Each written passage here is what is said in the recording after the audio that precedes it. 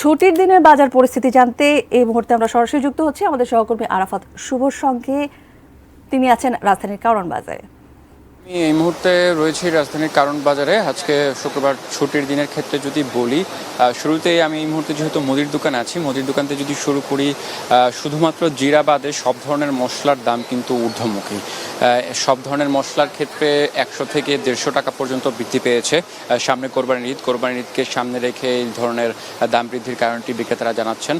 অন্যদিকে যদি বলি সয়াবিন তেলের বিষয়টি নিয়ে, গত এক সপ্তাহে কিন্তু সরকার কিন্তু নতুন দাম নির্ধারণ করে দেয় সয়াবিনের ক্ষেত্রে।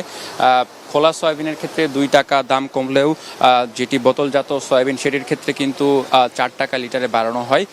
তবে আমরা যেটি দেখতে পেয়েছি বাজার ঘুরে, যে এখন পর্যন্ত কিন্তু নির্ধারিত যে নতুন দাম, সেই নতুন দামের সয়াবিন তেল কিন্তু বাজারে এখনও আসেনি। অর্থাৎ পুরনো যে সয়াবিন তেল সেটি বিক্রি করা হচ্ছে।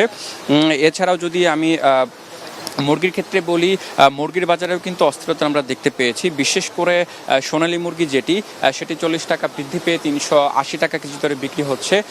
এছাড়াও সবজির দাম সব ধরনের সবজির ক্ষেত্রে স্থিতিশীল বলা যেতে পারে। সব মিলে এখন পর্যন্ত এই ছিল আমার কাছে কাঁচা বাজার এবং মুদির দোকানের সর্বশেষ আপডেট।